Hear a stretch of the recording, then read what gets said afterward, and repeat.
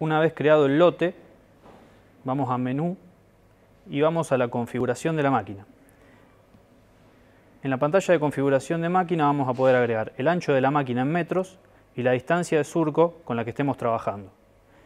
Tanto si la máquina está funcionando con todos sus cuerpos completos, como si estuviese funcionando con algunos cuerpos levantados o sembrando a una distancia distinta de la que la máquina viene por defecto. Esta es la pantalla para esos datos y a la derecha vamos a encontrar la pantalla de configuración de sensores. Desde el círculo de tipo vamos a ver que vamos cambiando el tipo de sensor que nosotros tenemos instalado. Vamos a ver semilla, fertilizante, RPM, velocidad y presión. A la derecha vamos a poder discriminar sensor por sensor, tanto hacia arriba como hacia abajo, individualizando cada uno. Hay que recordar que cada sensor es individual en la máquina, se puede activar o desactivar de forma individual.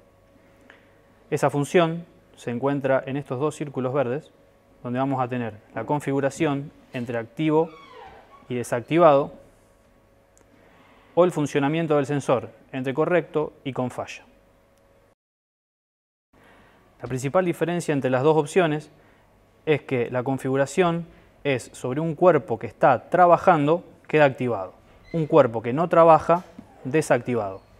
Siempre hablamos sobre el cuerpo de la sembradora. Y desde el funcionamiento hablamos desde el sensor, que lo podemos tener en un funcionamiento correcto o si está fallando en un funcionamiento con falla, independientemente de que el surco esté trabajando o no. Entonces, esta es la pantalla a la que tenemos que ir cuando comúnmente queremos pasar de la siembra de fino a la siembra de grueso o viceversa. Por ejemplo, si tenemos una máquina con determinada cantidad de surcos, pero no lo vamos a usar todos, lo único que tenemos que hacer es ir al tipo de sensor de semilla, identificar el surco que no querramos utilizar, el que vamos a levantar o el que por lo general se descuelga, y lo ponemos en desactivado. Recordar que surco que trabaja activado, surco que no trabaja desactivado. Por ejemplo, podemos desactivar los impares y luego vamos a corroborar en la pantalla de todos los surcos que en cambio de tener los 4 sensores instalados, vamos a tener los 2 sensores con los que vamos a trabajar. Si volvemos a la pantalla de configuración de máquina, los volvemos a activar como si estuviesen trabajando nuevamente y ahí lo vemos a los 4. Estos 4 surcos son los que van a estar trabajando sobre el lote. Si por ejemplo tuviésemos un sensor que no está funcionando, pero que el surco está trabajando, podemos ir, identificarlo y ponerlo con falla.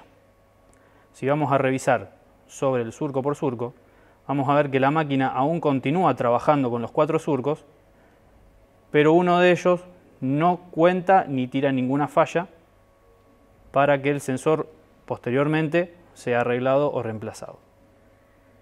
En caso de que el sensor esté fallando, tenemos la opción de reemplazarlo desde el botón naranja en el centro del monitor. Importante saber que, como los sensores son siempre individuales, tenemos que reemplazar ese sensor en particular con el repuesto. Cuando veamos una puesta en marcha de la máquina, vamos a ver cómo se cambia uno de estos sensores. En el caso de que funcione correctamente, simplemente le damos otra vez al botón rojo y los 2 círculos verdes informan que el sensor está activo, o sea, el surco está trabajando y el funcionamiento del sensor es correcto. Si volvemos a la pantalla de todos los surcos, vamos a ver los 4 sensores funcionando de forma correcta. Entonces, en la configuración de máquina, vamos a poner tanto el ancho de máquina como la distancia de surcos. Para modificar el ancho de máquina, simplemente damos clic en el tablero y agregamos el ancho de máquina en metros. Así también la distancia de surcos en centímetros.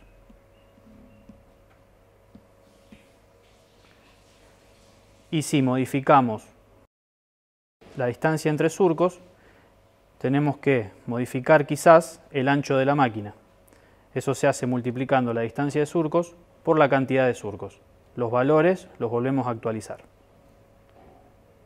Para modificar el ancho de la máquina tenemos que hacer clic en el tablero y le damos el ancho de la máquina en metros. Así también la distancia entre surcos en centímetros.